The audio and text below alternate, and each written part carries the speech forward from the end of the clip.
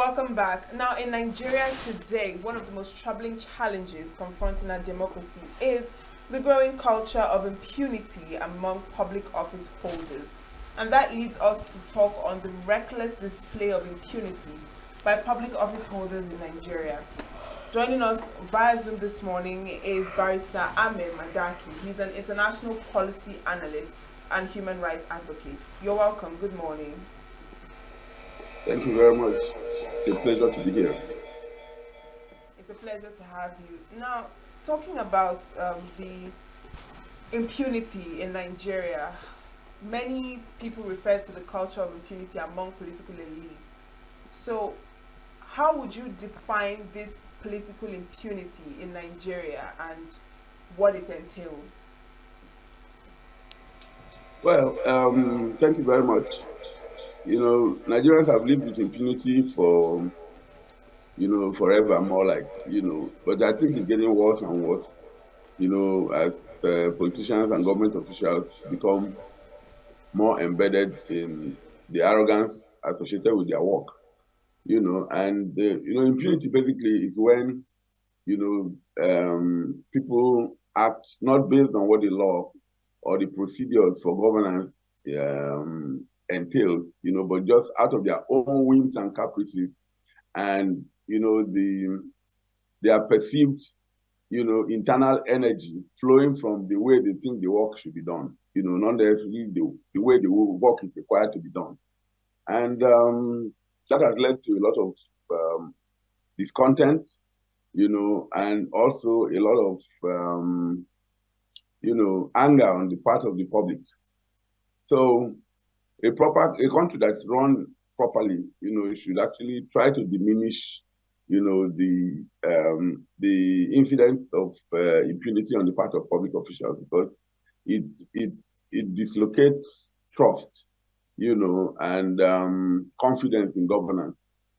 So that's what we have been witnessing, and I don't think it's very nice.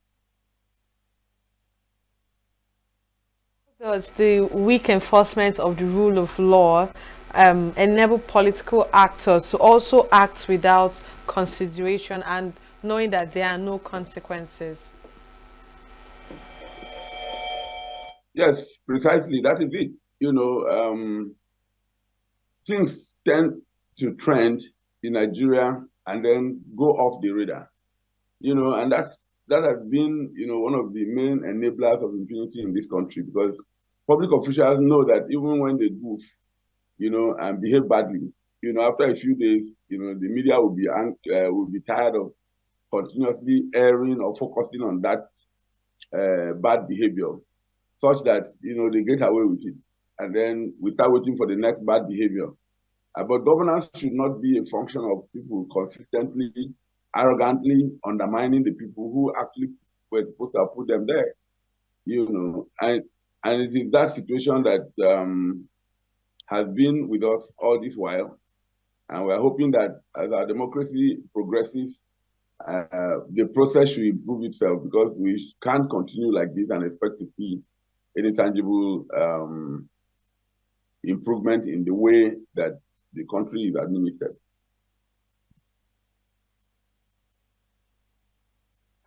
The weak structures, but what would you say are the root causes of the failure of these structural bodies, both the anti-graft agencies and the institutions we have in Nigeria? What would you say are the root causes of their failure to be able to hold these public office holders accountable when they step out of line?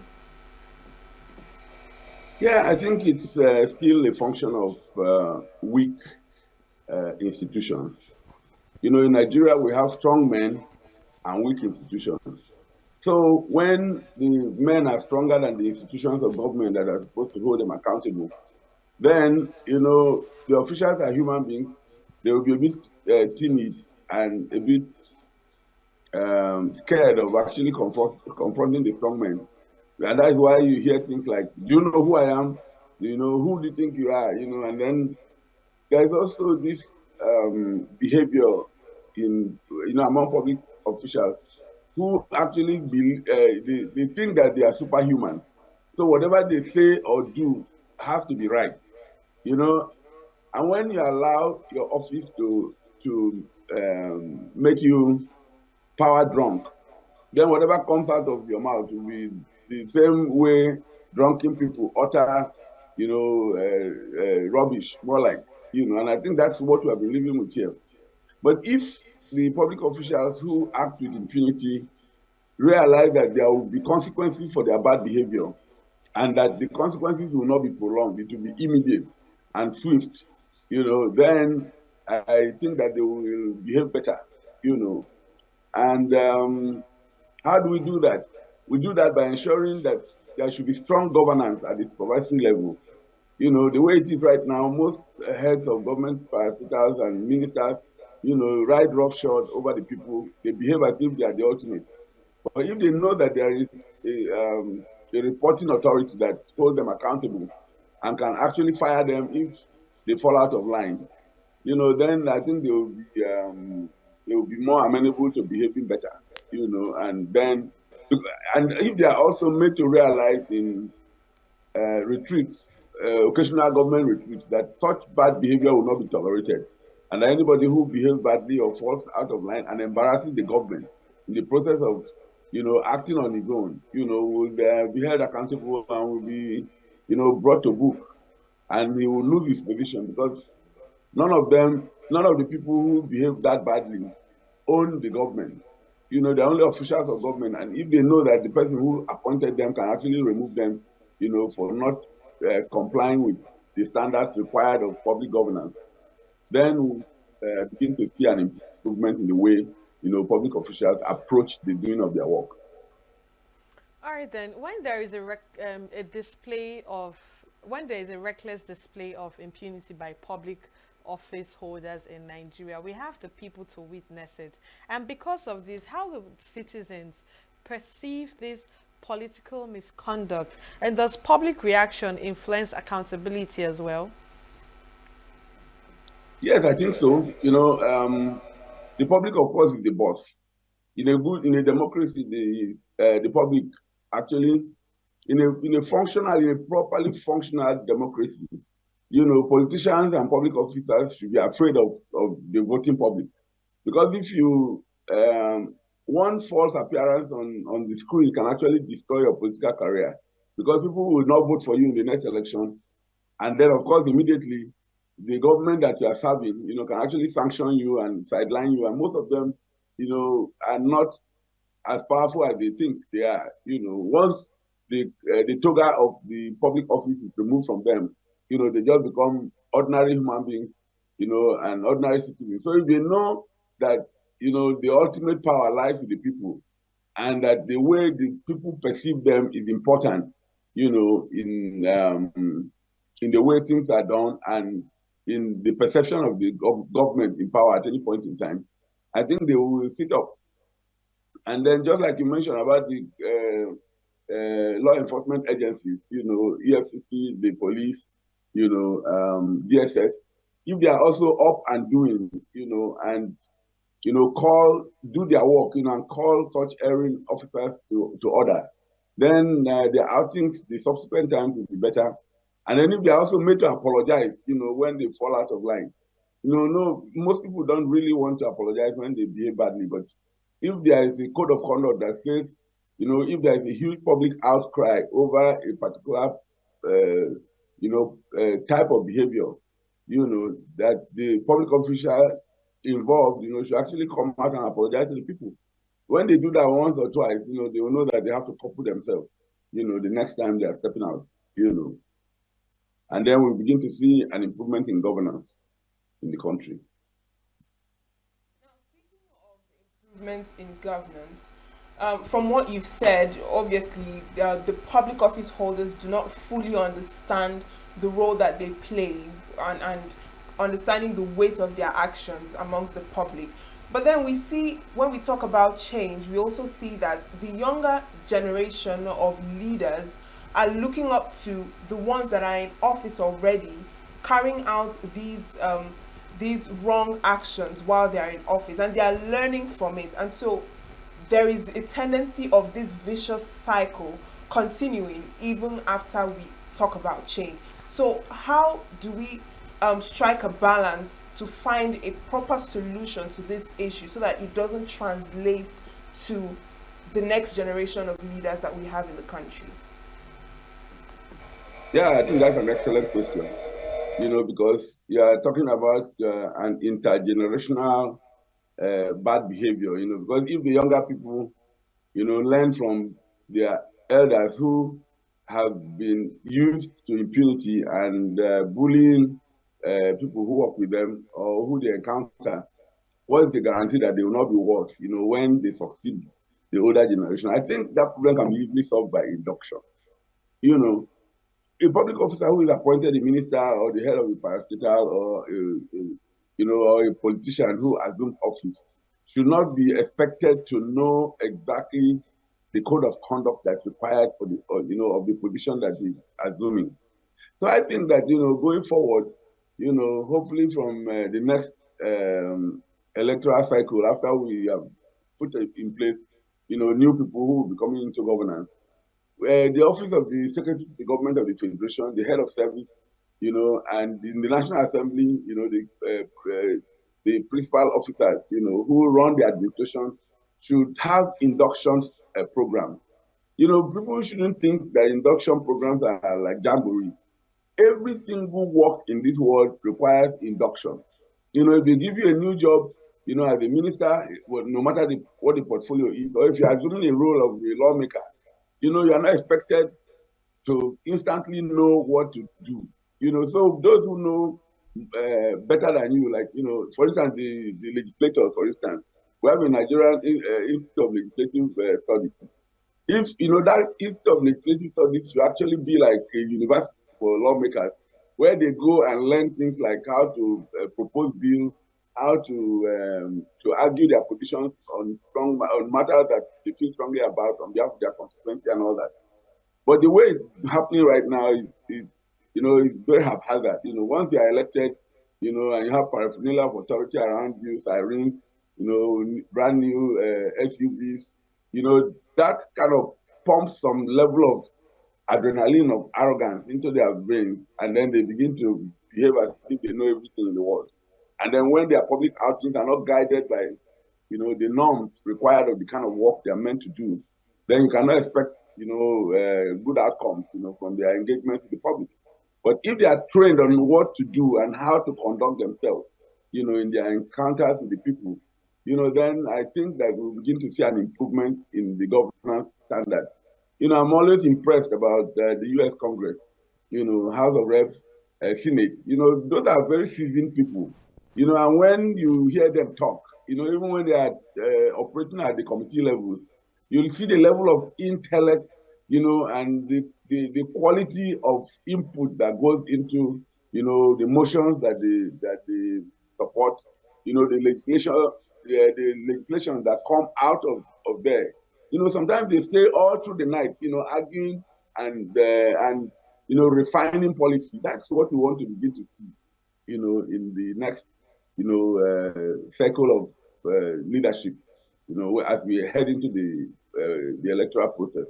So to recap and to answer that question, I think that we will end intergenerational impunity if we entrench the policy of induction into public offices. We should not assume that once somebody is appointed into an office, the person just jumps into the job the very next day, assuming that they know what to do. But those who actually know the way things should be done, should bring them on board, and teach them how to do it. And I will give a typical example. Sometime in the life of this particular administration, a young minister who had just been appointed and who was holding public office for the first time, Better I do, if you remember, was said to have, fallen out of line, because she didn't understand the procedures, for getting government funds out of the ministry, so she thought, and I'm sure that happened not because she's innately fraudulent or tried to shortchange the system, but she probably also didn't even know how it was supposed to be done. And when she made a false step, her political enemies swooped on her and made sure that she was embarrassed out of the government. So if we want to avoid such things, then we should be able to train our new political appointees, especially the young ones who clearly have not held public office before and do not know how, the government workings are, on how what is expected of them, and the fact that there's also a help desk, such that in the event of confusion, they should know who to call and say to come and put them through. Once we do that, then it means we are beginning to take governance seriously. And then we're also beginning to see, that we're interested in the next level of, the way things are supposed to be done in this country. And I actually believe that anybody who goes into government means well. But the fact that government is perpetually under-delivering is because those who are saddled with the duty of executing government programs so that it becomes beneficial to the people do not even have the training to ensure that their good ideas are translated into policy. And we need to be able to up our game along those lines going forward. All right, then. So let's look at the role that security agencies can also play in curbing these kind of incidents from happening. How do they help in enabling it or either curbing it? Which way do you think they always come in playing their roles in this situation? Well, it still goes back to interagency cooperation and different government agencies working together, to make sure people should not operate in silos. Every government function, has a link to another government function. And if, a coordinating office like that of the Secretary to the Government Administration or the head of service, makes it a point of duty to have a scheduled officer who is responsible for ensuring that, the interaction between two government departments are seamless, and smooth, and when communication comes from one government ministry or department to another, it's treated, in a professional manner and in a way that translates to a positive execution of policy, then we see an improvement. But that improvement will not come on its own. It will come, when the government itself, the people who are responsible, who are decision makers in government, realize that that's the shortcoming and that they need to breach it. And then they'll breach it, by engaging people who are knowledgeable. It can be external consultants, it can be internal consultants within government, or people who already know how governance works. And, a gradual process, but it's supposed to be a conscious process because, government is grossly under delivery, not because they don't have the good intentions in my view, but because most of the people involved just don't know what needs to be done. And I think also going forward, there should be tight targets, for government officials. For instance, I don't think that they set any target for the ministers at the moment.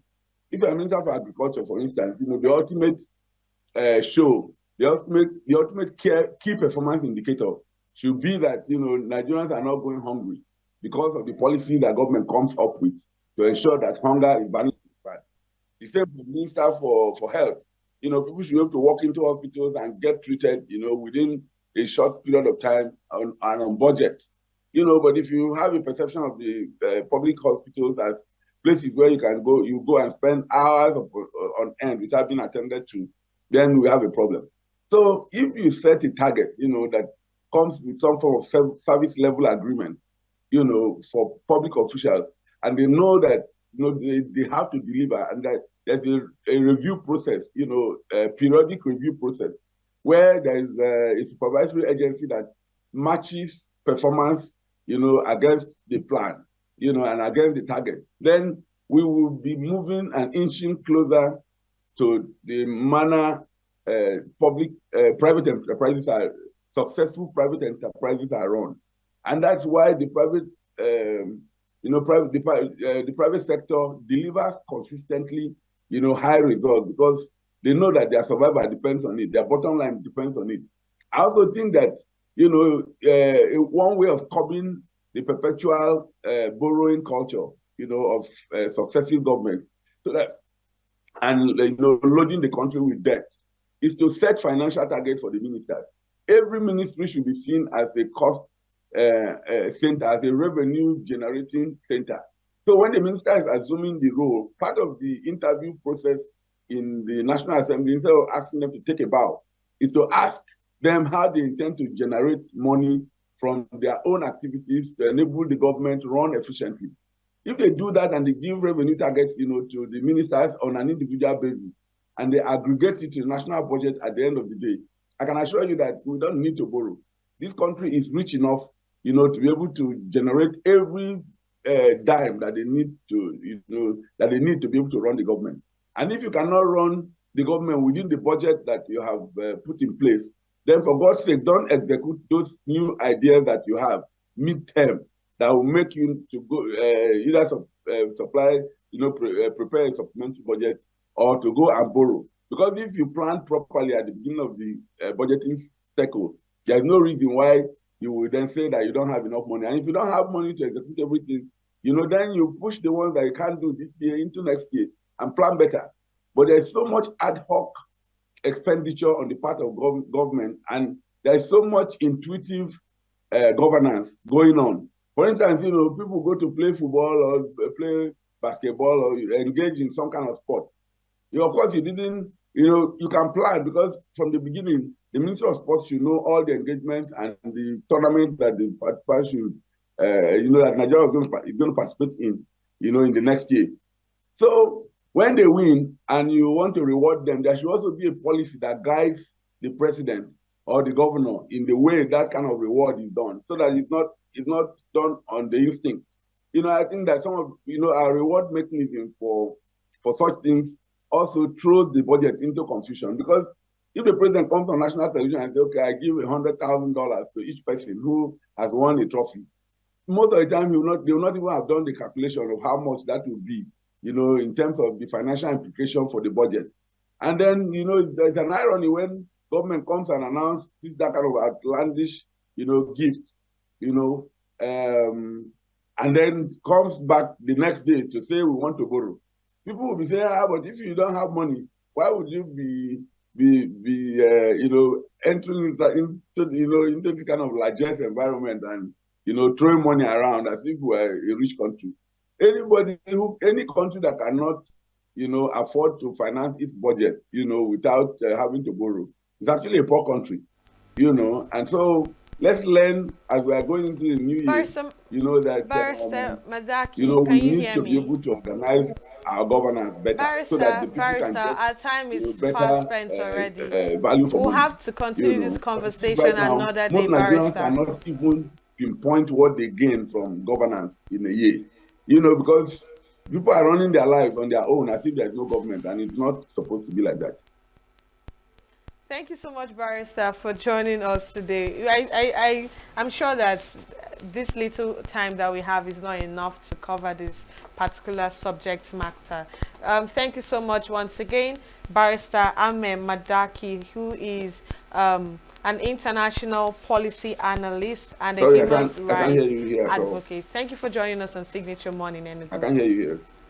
All right, so we are moving over to connect with our Abuja studio to continue to take over the Signature Morning from the Enugu studio. Of course, thank you for joining us. It was an amazing time with you over here in Enugu State. And over to Abuja, I am Quinsley Rowland. It's a pleasure having you join us on the program. I am Uchenna Chimdi Oluoha. Enjoy.